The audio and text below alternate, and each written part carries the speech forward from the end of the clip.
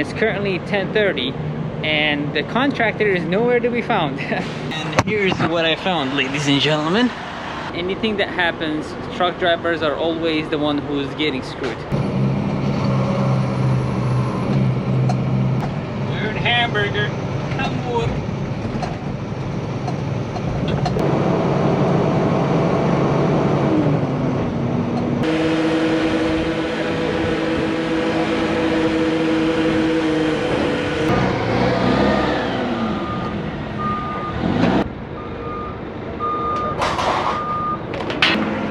Good morning from my roadside mansion. As I was doing my pre-trip, I noticed that this four-way flasher isn't working as good as this one. See how bright this one is? This one is not as bright. So I will go ahead and replace it. Before I open the screws, I'll go ahead and just connect it, make sure that it's working good. If it's the issue with the light, then I'll replace it. If not, then I'll see what's wrong with it. Either it's the hard disk or whatever it could be. But I'm gonna connect the light here in a second, and there is just one connection, so it should be fine. Well, that didn't work. It seems like there should be another metal right there, but there's only two of them. Or maybe I broke it when I tried it a little too hard, but I doubt it. So $24 wasted on this, and I don't even know if I could return it. I bought it from a quick trip in Japan, so I may just throw it away and buy another one, and then we'll replace it later. Good morning from Albuquerque. This is the load that I picked up. I don't think I have showed it just yet. So it's a load of steel racking. As always, put 2 straps so that could hold the bottom ones, and 5 straps on the top. I could have gotten away with the 4, but guess what? 5 never hurts, and 2 on these ones are just sufficient. Even though it's too low, I still went ahead and put half a twist, because you never know what happens. Anyways, my dad is with me on this trip. We'll probably spend 2 weeks to 4 weeks together traveling, just like we used to do in the old days 2 years ago. I went ahead and bought 6 more dunnages because I got rid of the ones that I had. Once I was a little overweight, I just donated at the truck stop. But anyways, I am just finishing up my pre-trip, and we should be getting on the road here in a second. Morning, we have made it to the delivery location. As you can see, there are 2 trucks in front of me, a total of 3 trucks, and I think more are coming. Here's the funny thing, the broker said, emailed specifically and said, please go there when your appointment is. My appointment is 7:30. So I stopped way ahead of Los Angeles area and took the 10-hour reset so that I don't have to be here early. So, and I show up, there are 2 trucks in front of me. And the forklift driver hasn't even showed up, or the contractor who takes care of these racks hasn't even showed up. So what I'm thinking, because we are at the correct location, I will go ahead and unstrap 3 straps and then leave the rest, because you never know, maybe they will ask us to move around and offload us somewhere else or something. But if I have these 3 straps in the middle off, then I should be okay. So as I am waiting, I figured I go underneath the truck and check the transmission oil, make sure it is at a good level. And here's what I found, ladies and gentlemen. Look, the mechanic who replaced my transmission, he forgot his flashlight. And I've been driving like 2,000 miles with this, and it has not fallen.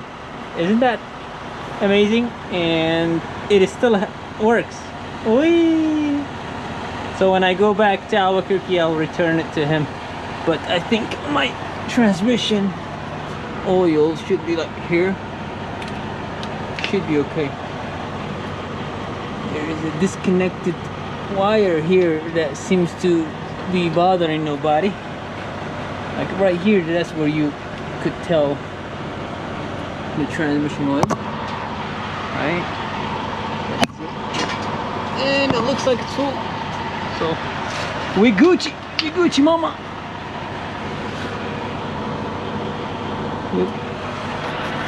Anything that happens, truck drivers are always the one who's getting screwed. Take an example of this load that I have. When I got loaded, the broker called and said, hey, make sure you be there 7 o'clock Monday morning. And I said, okay, I'll be there 7 o'clock. He also emphasized that don't be there early, don't be there late, because there are other trucks in front of you that needs to be offloaded as well. So I get here at 7 o'clock. There are 2 trucks here waiting to be offloaded. I'm third one in line, and there are 2 more trucks over there. And it's currently 10:30, and the contractor is nowhere to be found. So in this case, the truck drivers get screwed. Yes, you get a little bit of detention, but take an example of this situation that I have. I have a load booked up from El Centro going to Goshen, New York, that I need to pick up today so I can get to Goshen by Friday morning, so I can offload Friday morning and get another load, to avoid waiting in the truck stops for 2 days, Saturday and Sunday, because there are no flatbed loads on the weekends. So in this case, I am the one who's getting screwed. Let me give you another example of why truck drivers are always the one who's getting screwed. You get a load, this is 40,000 pounds. You load it and it feels a little heavy, so you go to the first truck stops to scale your load. The nearest truck stop is like an hour and a half. You scale it, you find out that you are 1,000 pounds over. What do? You already have a half a tank of fuel. You can't just go a quarter tank. You go back to the shipper, and if they're closed by 3 p.m. or 2 p.m., you're gonna have to wait the entire day until they open back up and they can take 1,000 pounds off. Or you could drive off, and when you pass to the first scale weigh station, you will definitely get an overweight ticket. And let me tell you, those are expensive, and also goes on your insurance. Your insurance rises. Okay, so let's assume that you went back to the shipper and asked them to take off 1,000 pounds. They will probably only pay you like $200 for the trip that you did back and forth, but you lost an entire day, and you could definitely make more than $1,000 per day. But brokers don't want to look at it that way, so drivers are always the one who gets screwed. Let's say they wasted your time. You only had 3 hours on the clock on the duty, and maybe 3 hours to drive. You get here, they don't offload you on time, or they offload you just before the 3 o'clock cutoff, or when your shift is over. Then what do? You're gonna have to put on a personal conveyance and find a place to sleep. And usually if you get pulled over, they may write you up a ticket because you use a personal conveyance to go somewhere, you know. Finally, the forklift driver decided to show up. There was a forklift right there, but I guess the contractor had not finished their job somewhere else, and no one was here. So I guess someone had called the contractor, and the contractor called the guy who operates the forklift, and he showed up, and we are the third truck to get offloaded. It shouldn't be too long.